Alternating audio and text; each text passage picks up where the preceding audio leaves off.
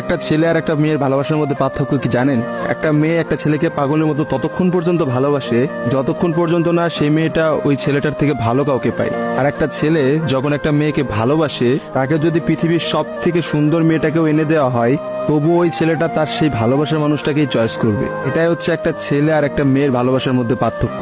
কারণ ছেলেরা কোনো সময় বেটার অপশন খোঁজে না, ছেলেরা সবসময় তার শান্তির জায়গাটা খোঁজে। আর একটা ছেলে একটা মেয়েকে যতটা ভালোবাসতে পারে, একটা মেয়ে তার এক গুণও ভালোবাসতে পারে না। ছেলেদের ভালোবাসাটা ভয়ঙ্কর রকমের সুন্দর হয়, কারণ একটা ছেলে যখন একটা মেয়েকে মন থেকে ভালোবাসে, সেই মেয়েটার থেকে ভালো কোনো অপশন সে কখনো মাথার মধ্যে চিন্তাই করে না। ছেলেদের ভালোবাসার সাথে কারোর ভালোবাসার তুলনা করা যায় না। ছেলেরা তাদের ভালোবাসার মানুষটাকে যেমন অন্য কারোর সাথে সহ্য করতে পারে না, ঠিক তেমনি একটা ছেলে কখনোই তার ভালোবাসার মানুষটাকে রেখে অন্য কোনো মানুষের পেছনে কখনো ঘুরঘুর করে না। ছেলেরা কখনো কোনো বেটার অপশন বা কোনো সুন্দরী মেয়ে দেখলে তার গার্লফ্রেন্ডকে ভুলে যেতে পারে না।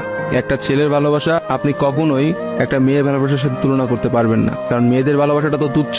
তারা একটু ভালো অপশন পাইলে, তারা একটু ভালো কাউকে পাইলে, বাইরে যেখানে দেখবে যে টাকা পয়সা আছে এমন কোনো জায়গা পেলে মেয়েরা সেখানেই ছুটে। তারা তাদের ভালোবাসার সম্পর্কটাকে ভুলে যেতে কোনো সময়ই নেয় না। একটা মেয়ে যত সহজে একটা ভালোবাসার সম্পর্ক ভুলে যায়, একটা ছেলে কিন্তু অত সহজে তার ভালোবাসার সম্পর্কটাকে ভুলতে পারে না। আপনি একটা জিনিস খেয়াল করে দেখেন তো, রাস্তার মোড়ে মোড়ে কতগুলা পাগল ঘুরে বেড়ায়। যে পাগলগুলোর মধ্যে ছেলেরা বেশি না মেয়েরা বেশি? আসলে নারীর ছলনার কাছে হেরে গিয়ে কিন্তু ছেলেরা পাগল হয়ে যায়। আর তারাই কিন্তু সমাজে নানা রকম জায়গায় ঘুরে বেড়ায়। রাস্তাঘাটে দেখা যায়, বাজারে দেখা যায়, হাটে দেখা যায়, তাদের আসলে সব জায়গায় দেখা যায়। আর কয়টা মেয়েরা আপনি দেখছেন পাগল হইতে বলে? ভালোবাসা বিচ্ছেদের পর একটা ছেলে নিজেকে কোনোভাবেই ঘুরিয়ে নিতে পারে না, অথচ একটা মেয়ে কিন্তু খুব সহজেই তার নিজেকে ঘুরিয়ে নিতে পারে। একটা মেয়ে কিন্তু নতুন একটা সংসারে যায়, নতুন মানুষকে পায় এবং সে সবকিছু ভুলে যেতে পারে।